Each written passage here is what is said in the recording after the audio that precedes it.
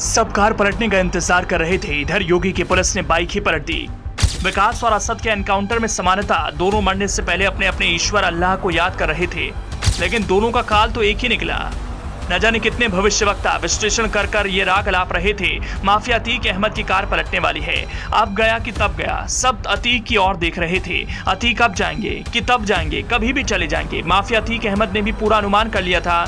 बात बात पर अपनी ये बात कहता रहा, अपनी बात पर अड़े रहा और डटे रहा, कहते रहा अपना तो खेल हो जाएगा, अपना तो एनकाउंटर हो जाएगा। वो खुद के संभावित एनकाउंटर को बेकरू वाले विकास दुबे से जोड़ रहा था, जिसकी गाड़ी पलटी तो वो ढेर हो गया था। लेकिन ना तो अतीक का ध्यान उस ओर गया और ना ही ऐसा अनुमान लगाने वालों की अनुभवी नजर उस ओर गई जिस ओर यूपी एसटीएफ का ध्यान हमेशा रहा।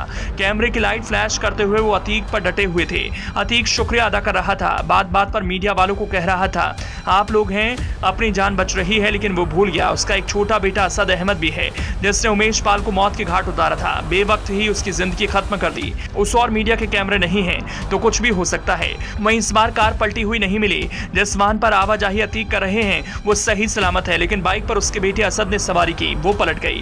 असद पर कयामत का कहर भारी पड़ गया, वो ढेर हो गया।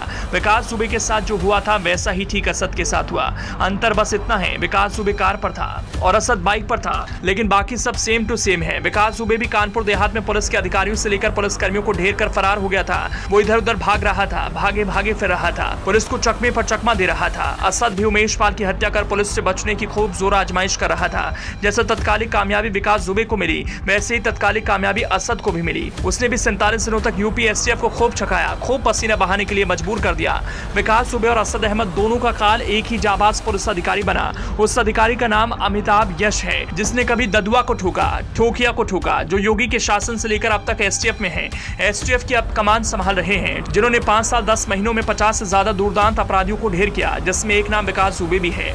उसने कानपुर देहात के बेकरू में गिरफ्तार करने आए पुलिस कर्मियों पर फायरिंग की थी, जिसमें कईयों की मौत हुई थी। हत्या कर वो फरार हो गया था। इधर उधर भागते भागते मध्य प्रदेश के उज्जैन में जाकर महाकाल की पूजा अर्चना की, अपनी जान बचाने, काल बने अमिताभ यश से बचने के लिए मन्नत मांगी, लेकिन ऐसा हुआ नहीं। यूपी एसटीएफ ने उसे उज्जैन से गिरफ्तार कर लिया और कानपुर देहात आने से पहले पुलिस की गाड़ी पलट गई।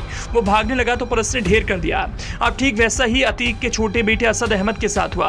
अब भी एसटीएफ में अमिताभ यश हैं, एडीजी के पद पर हैं। उन्हीं की अगुवाई में एसटीएफ की टीम असद को गिरफ्त में लेना चाहती थी। असद था कि एसटीएफ की टीम के हत्थे चढ़ नहीं पा रहा था। उसके कभी मेरठ में होने की सूचना मिलती तो एसटीएफ की टीम जब वहां पहुंची तो असद और उसके साथ उमेश पाल हत्याकांड का एक और आरोपी मोहम्मद गुलाम दिल्ली पहुंच जाता है। दिल्ली एसटीएफ की टीम पहुंचती है तो दोनों को राजस्थान के अजमेर में ट्रेस किया जाता है। कहा जा रहा है विकास की तरह असद अहमद ने अजमेर शरीफ दरगाह जाकर अपनी जिंदगी की खैरियत के लिए दुआ मांगी थी। अपनी जिंदगी की सलामती के लिए असद दरगाह में चादर चढ़ाकर आया था, लेकिन विकास की तरह असद की भी मन्नत कबूल नहीं हुई। काल बने अमिताभ यश और उनकी टीम को झांसी में उन दोनों के आने की सूचना मिली, जहां प्रॉपर तरीके से घेराबंदी कर एसटीएफ की टीम ने असद और गुलाम को ढेर कर दिया।